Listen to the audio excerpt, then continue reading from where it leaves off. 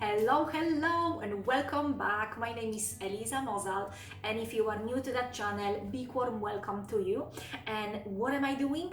I am helping you explore your spiritual side. So if you like to hear about spirituality, self-esteem, empowerment, self-love, self-esteem, self-worth, all that juicy stuff, this is the place for you. And in today's video, I would like to talk about 3 ways to let go of toxic people and toxic relationships out of your life. So by the end of that video, it will be very clear for you what exactly to do to be more free. Okay, let's start. I'm going to leave the best and the most juicy tip and the way at the very end, and I'm going to start with a number 3, and number 3 is about setting functional boundaries. Now with toxic people, there is usually no boundaries. Any toxic relationship I was involved in the past, and I don't mean just me and a guy, I talk about any type of relationship, family relationships, co-workers, some friendships, enemies, whatever it is, never ever had healthy boundaries. None of us had healthy boundaries in place. And setting a healthy functional boundaries, it's a very important thing, because it helps you understand, okay, what are the things that I am willing to accept, what are the things I am absolutely no longer willing to accept in any shape and form. And one of the best ways to do it is basically with your journal, with a pen and paper, and write that stuff down. What I would strongly suggest is to sit down for a juicy, cozy, lovely 5 minutes meditation. Focus on your breathing, relax, detach from everything, and sit down and just be honest with yourself about that stuff. Now, very often people fail with creating healthy functional boundaries because they think that these boundaries have to apply to XYZ person. So my boundaries are for, Lorraine to be in this particular way, and I will not accept from Lorraine this and that. And then comes up Mark, for example, and Mark is having a bad day, and it's expecting to let it go of his anger and toxicity and hurt emotions from the past on me, consciously or unconsciously, and I'm going for it because the agreement I've made is between me and Lorraine in my head. So setting functional boundaries is about setting those boundaries for yourself, and these boundaries have to apply towards anyone and everyone. And what do I mean by that is that no matter if this is a stranger on the street, your boss, your co-worker, someone that you are their boss, maybe an ex or present partner, family member, or a stranger, it doesn't matter. These boundaries have to apply to you, so you do not close yourself away from work, and you have functional boundaries with what you accept and what you no longer accept from anyone and anything. And trust me, it's not gonna be that easy at the beginning, although it might be. Who am I actually to limit you on your spiritual journey? Exactly. So it might be easy, it might be not. You're gonna have to figure this out for yourself, but it is a very healthy way to set this way of this trigger start of the journey of letting go of these people. And as well, I think one of the most important things for when you are setting healthy boundaries is to come to terms and conditions that, because we're so scared and terrified to losing people, to letting people go. We want them to change so much, which often is impossible, and we're so scared and terrified to let them go. And we forget that majority of people in our lives, everyone actually is always going to be coming and going. When we come into this world, we have parents or one parent or non-parents, depending on the case, which way you were brought up in, and these people are gonna disappear at some point, whether you are 20 years old, 30 years old, or 50 years old.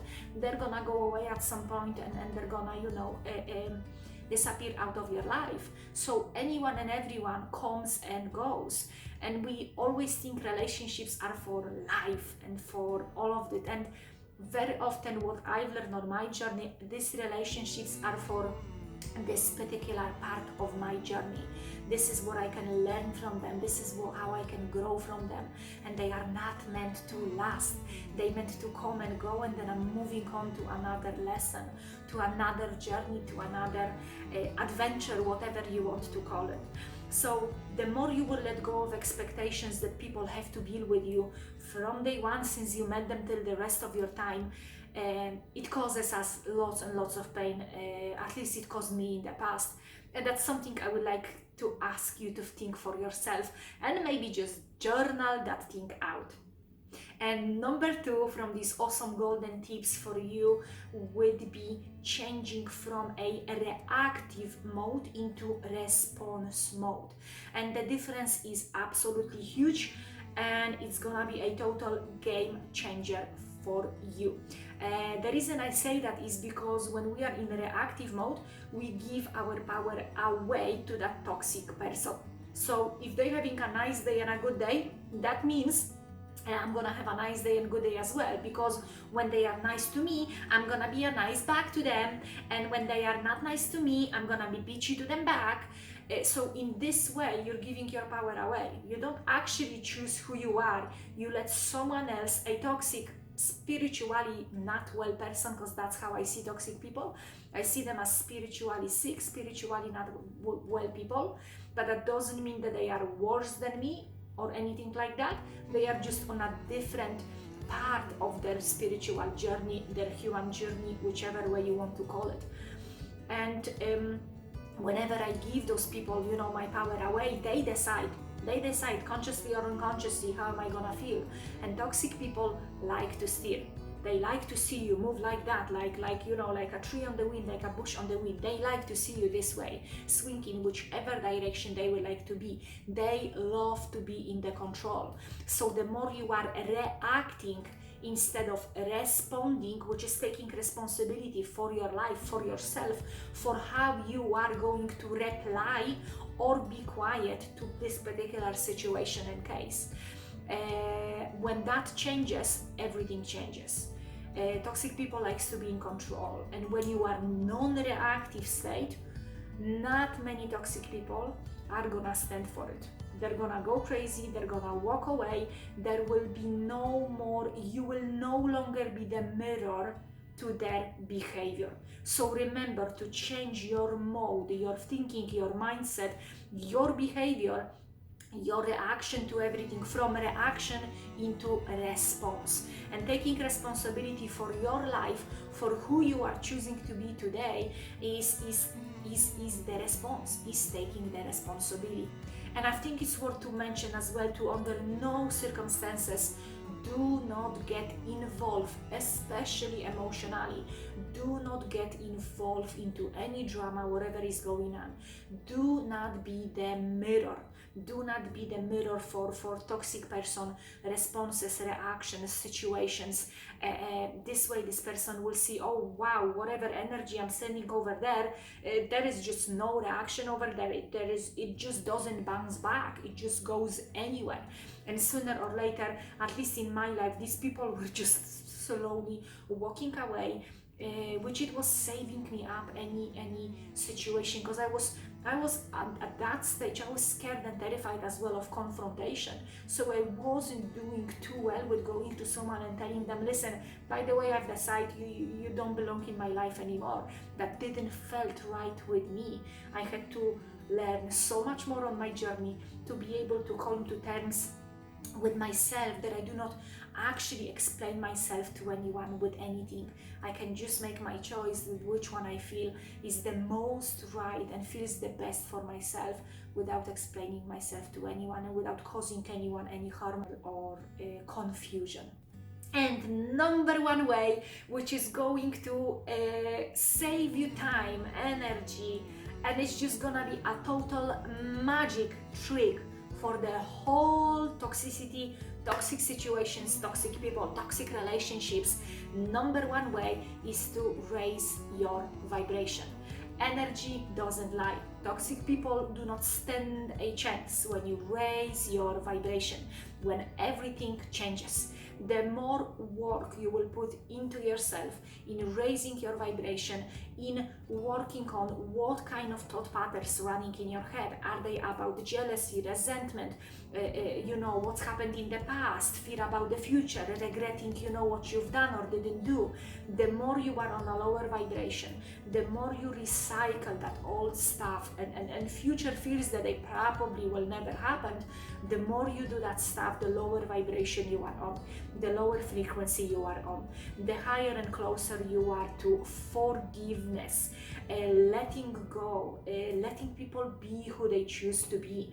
The more you are closer to thinking about love, patience, and tolerance, to all of that frequency, the closest is your frequency over there.